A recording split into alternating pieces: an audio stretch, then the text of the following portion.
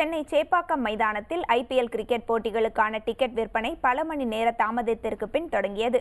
இது தொடர்பாக சேப்பாக்கத்திலிருந்து தகவல்களை தருகிறார் செய்தியாளர் குதுப்துதீன். இலங்கையில் நடைபெற்ற இனப்படுகொலையை கண்டித்து தமிழகத்தில் கல்லூரி மாணவர்களின் போராட்டம் தன்னெழுச்சியாக உருவாகி தற்போது உச்சகட்டத்தை எட்டியுள்ளது. இந்நிலையில் 6வது ஐபிஎல் போட்டிகள் ஏப்ரல் 3ஆம் தேதி தொடங்கி மே 26ஆம் தேதி வரை நடைபெற உள்ளது.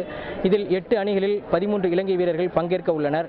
இதனிடையே தமிழக முதலமைச்சர் ஜெயலலிதா அவர்கள் பிரதமர் மன்மோகன் சிங்கிற்கு எழுதிய கடிதத்தில் இலங்கை வீரர்கள் தமிழகத்தில் நடைபெறக்கூடிய ஐபிஎல் போட்டிகளில் பங்கேற்கக்கூடாது என்று வலியுறுத்தியிருந்தார். இதில் எதிரொலியாக ஐபிஎல் ஆட்சி மன்ற குழு தமிழகத்தில் நடைபெறக்கூடிய போட்டிகளில் இலங்கை வீரர்கள் பங்கேற்க மாட்டார்கள் என்று உறுதியளித்திருந்தது.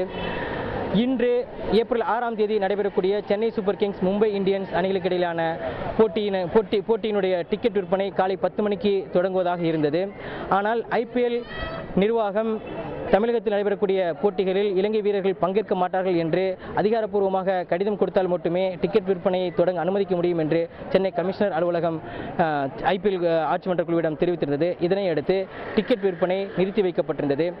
இந்த கடிதம் கொடுத்து முடிக்கப்பட்ட பின் கமிஷனர் அலுவலகத்திலிருந்து டிக்கெட் விற்பனை தொடங்கலாம் என்று அனுமதி வழங்கிய பின் பிற்பகல் 1:30 மணி அளவில் டிக்கெட் விற்பனை தொடங்கியது. காலை முதலே காத்திருந்த ரசிகர்கள் வெயிலையும் பொருட்படுத்தாமல் நீண்ட வரிசையில் நின்று Chennai super Kings Mumbai Indians அணி இடையிலான முதல் போட்டியை காண்பதற்கு டிக்கெட்டை உற்சாகமாக வாங்கி சென்றனர். புதிய தலைமுறைக்காக சேப்பாக்கம் மைதானத்திலிருந்து ஒளிப்பதிவாளர் கணபதியுடன் காஜா குதுப்தீன்.